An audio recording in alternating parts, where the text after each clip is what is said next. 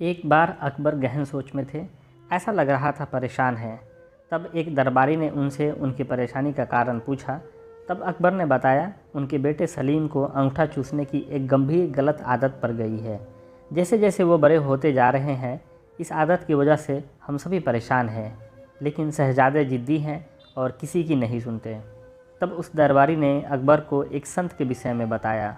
उसने कहा कि एक संत है, कहते हैं कि उनसे जो एक बार बात कर लेता है वो उनकी हर बात सुनता है और अपनी सारी बुराई त्याग देते हैं। उसकी बातें सुनकर अकबर को अपनी परेशानी का हल उस संत में दिखाई दिया और अकबर ने उस संत को दरबार में लाने का आदेश दे दिया। कुछ समय बाद संत को दरबार में बुलाया गया, उनका आदर सत्कार किया गया।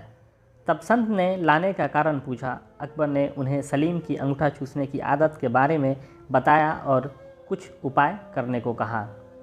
अकबर और सभी दरबारी टकटकी लगाए संत को देखने लगे कि वो क्या उपाय करता है। लेकिन संत कुछ देर सोचने के बाद बोला, उसे 1 हफ्ते का समय चाहिए, और ऐसा कहकर वो बिना सलीम से मिले चला गया। उस समय दरबार में महान बिरबल भी मौजूद थे।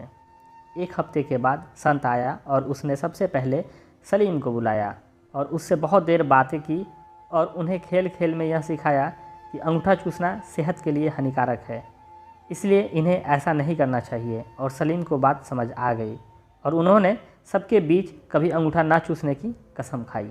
संत ने जो भी बातें सलीम को समझाई वो सभी आम बातें थी। वो चाहता तो यह बात उसी दिन दरबार में कह सकता है, लेकिन उसने हफ्ते का समय लिया। यह बात अकबर और दरबारियों को हजम नहीं हुई और उन्हें इसे दरबार की तौहीन माना और अकबर से संत को सज़ा देने की मांग कर डाली। अकबर भी दरबारियों की बात से सहमत थे और उन्होंने भी सज़ा देने तय किया। लेकिन जैसे ही वे हर फैसले के पहले बिरबल का मशवरा लेते हैं, उन्होंने इस बार भी बिरबल की तरफ देखा और पूछा कि आज तुम इतने खामोश क्यों हो? क्या तुम्हें नहीं लगता इस संत को सज़ा मिलनी चाहिए? तब बिरबल अपने अंदाज में खड़ा होता है, दरबार के बीच जाकर कहता है कि जा पनाह, मैं बिल्कुल उल्टा सोच रहा हूँ, इसलिए खामोश हूँ। सभा में हल्ला मचने लगता है। सभी को आश्चर्य है कि उल्टा मतलब क्या। तो बिरबल कहता है, मेरे हिसाब से यह संत महान है, हमें इनसे सीख लेनी चाहिए और गुरु मानकर इनका आशीर्वाद लेना चाहिए और इनके साथ हुई गुस्ताखी की माफ़ी भी मांगनी चाहिए।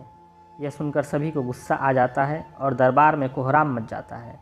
तब अकबर गुस्से में बिरबल से कहता है, गुस्ताख बिरबल, तुम हम सभी की तौहीन कर रहे हो कि हम इस संत से माफ़ी मांगें? तब बिरबल कहता है, जहाँ पनाह, गुस्ताख की नाफरमानी को माफ़ करे, लेकिन मेरे मुताबिक यही न्याय संगत है। अकबर कहता है, बिरबल अपनी बात को साबित करो। तब बिरबल बताता है, जिस दिन संत पहली बार दरबार में आए थे और आप उनसे शहजादे की बात कर रहे थे, तब उनके हाथ में चूने की एक डिबिया थी जिससे निरंतर चूना निकाल कर वो खा रहे थे। लेकिन आज उनके हाथ में कोई डिबिया नहीं है, क्योंकि जब आप उनसे शहजादे की गलत आदत की बात कर रहे थे तभी उन्हें अपनी गलत आदत का एहसास हुआ और उन्हें अपने 1 हफ्ते का समय खुद को सुधारने के लिए मांगा और अपने आप को सुधार कर उन्होंने आज सलीम को ज्ञान दिया। ऐसे लोग बहुत कम होते हैं जो पहले खुद की कमी को देखें और उसे सुधारें। इसलिए मेरे हिसाब से ये एक महान संत है। सभी को बात समझ आती है और सभी संत से माफ़ी मांग उनसे आशीर्वाद लेते हैं।